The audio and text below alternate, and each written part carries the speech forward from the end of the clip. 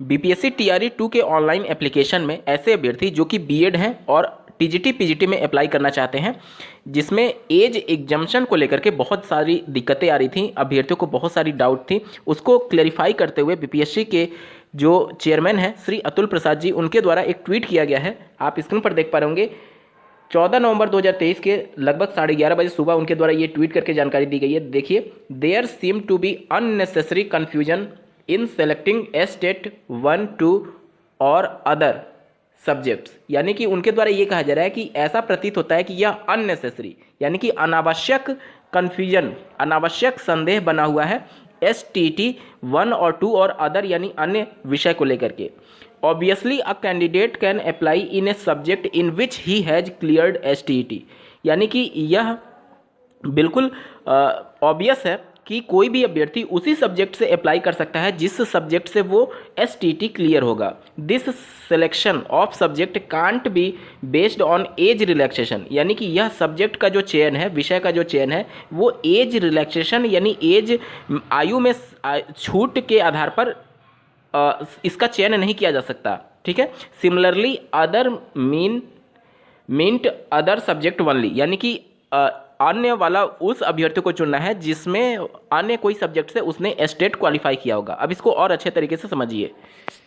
देखिए, यहाँ पर जो पहला वाला ऑप्शन दिया गया है स्टेट 1 4 ईयर एज एग्जम्पशन और दूसरा वाला जो दिया गया है 10 ईयर एज एग्जम्पशन, बीपीएससी के चेयरमैन ये कह रहे हैं कि ये आयु में छूट को आपको ध्यान ही नहीं देना है। आपको सिर्फ ये ध्यान देना है कि आपका सब्जेक्ट किस में मेंशन किया गया। जैसे 4 ईयर वाला जो एज एग्जम्पशन है उसमें देखिए क्या क्या मेंशन किया गया, Hindi, English, science, math, social science, Sanskrit और उर्दू। तो जो भी स्टेट इन सब्जेक्ट से क्वालिफाई किए होंगे उनको पहला विकल्प चुनना है। दूसरा विकल्प उन अभ्यर्थियों को चुनना है जिनका Arabic, Persian, Bangla, physical education और मैथिली होगी। और अन्य उस अभ्यर्थी को चुनना है जो कि इन सब्जेक्ट के अलावा किसी सब्जेक्ट से स्टेट पेपर 1 क्वालिफाई होगा। और इसी प्रकार से स्टेट पेपर 2 में भी इसी प्रकार से आपको विषय के आधार पर चयन करना है। एज एग्जम्पशन या फिर एज रिलैक्सेशन पर आपको ध्यान नहीं देना है। बीपीएससी के चेयरमैन ने ये बातें स्पष्ट कर दी हैं।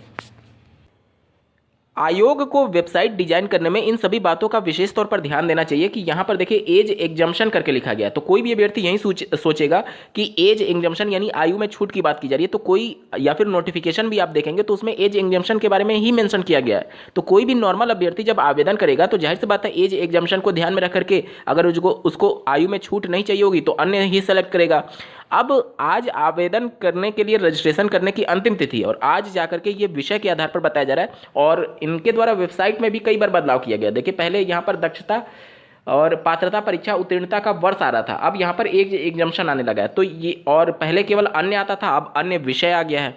तो ये सभी चीज़ें बाद में जाकर के क्लैरिफाई की गई हैं। इस पर आयोग को एक बार एडिट का मौका दे देना चाहिए जो भी अभ्यर्थियों के द्वारा गलत हुआ है, या फिर आयोग एक बार फिर से क्लैरिफाई कर दे पब्लिक नोटिस निकालते हुए कि इसमें सब्जेक्ट के सिलेक्शन में अगर गलती हुआ है तो उसका कोई भी प्रभाव नहीं पड़ेगा। किसी भी अभ्यर्थी का आवेदन बाद में जाकर के निरस्त नहीं किया जाएगा, क्योंकि आज रजिस्ट्रेशन करने की अंतिम तिथि और आज जाकर के ये चीज़ें क्लैरिफाई की गई हैं। ऐसे हजारों की संख्या में, लाखों की संख्या में ऑलरेडी अभ्यर्थी रजिस्ट्रेशन करा चुके होंगे और अगर सब्जेक्ट के बेस पर करना है तो निश्चित तौर पर बहुत सारे अभ्यर्थियों का इसमें मिसमैच भी हो जाएगा सब्जेक्ट को लेकर के।